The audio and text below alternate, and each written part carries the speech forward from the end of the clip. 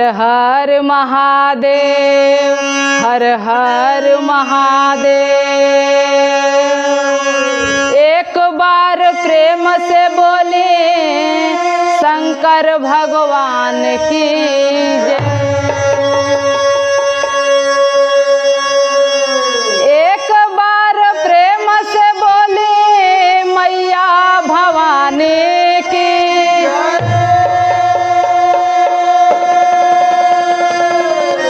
एक बार प्रेम से बोले शिव परिवार की जय।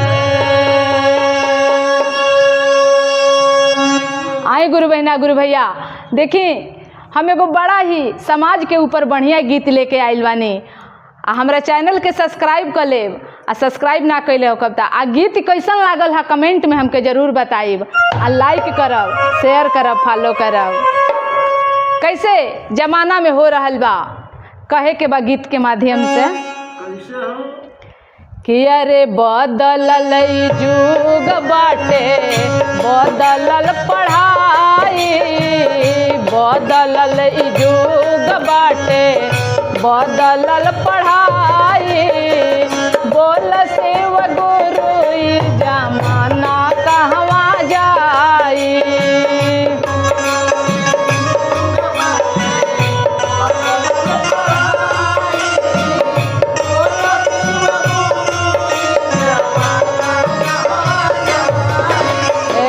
बदलल जुग बाटे, बदलल पढ़ाई, बदलल जुग बाटे, बदलल पढ़ाई। बोल शिव गुरु जमाना कहवा जाई।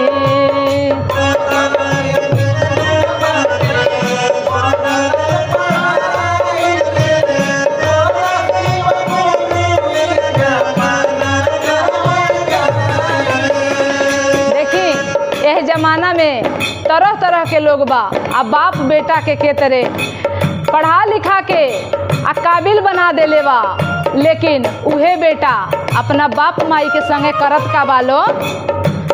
बेटा न चिन्हस अपना बाप और माई के, चिन्हे ना देवर हंस अपना बाप और माई के, चिन्हे ना देवरवा अपना बड़की भौजाई के।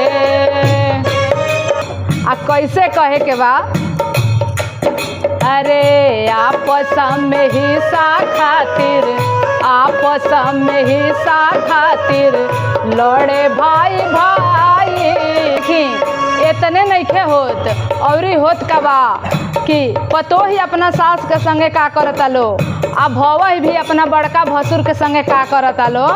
आ जवन घर में के दुल्हन बाड़ी ना, ऊ का कहतरी अपना पति से कहे के बा, अरे चिन्हे ना पतो ही अपना सास और ससुर के, चिन्हे ना भवैया अपना बड़ा काहे भसुर के। ना पतो ही अपना सास और ससुर के, चिन्हे ना भवैया अपना बड़ा का। देखी औरी का कहता लो, कहे के बा कैसे, अरे घर में न रहब किन द, घर में न रहब किन द बड़ा की मोबाइल। बोल शिव गुरु जमाना कहवा। देखी भोले बाबा से उ कहत का बाड़ी कि ए बाबा, एमे समाज के दोष बा कि जवन हमने कहा अनाज कुल खात नहीं जा खादी पानी वाला, एकर दोष बा। कैसे कहत री, अरे दोष दी अनाज के की दोष दी समाज के, सब दोष बाटे यही रीति रिवाज के। दोष दी अनाज के की दोष दी समाज के, सब दोष बाटे यही रीति रिवाज। देखी औरी का कहता लो, एगो औरी बीमारी बे भैया यही जमाना में। कैसे बे, अरे एक में न रहब अब, एक में न रहब अब, अलग रहल जाई।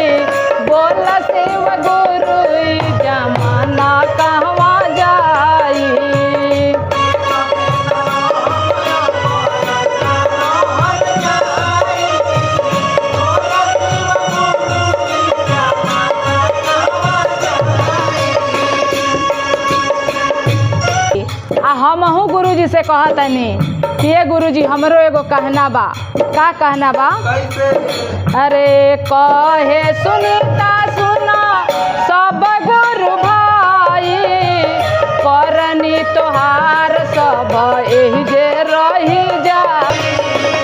देखी हाथ जोड़ के हम कहतनी सब गुरु भाई बहन से कि जवन कइल जाई तवन एही जा रही जाई। आ भगवान के जवन भक्ति बा न आ चाहे बढ़िया कर्म बा उहे हो जा संगे जाई। कैसे कहे के बा? अरे कहे सुनता सुनो सब गुरु भाई, करनी तोहार सब एही जे रही जाई।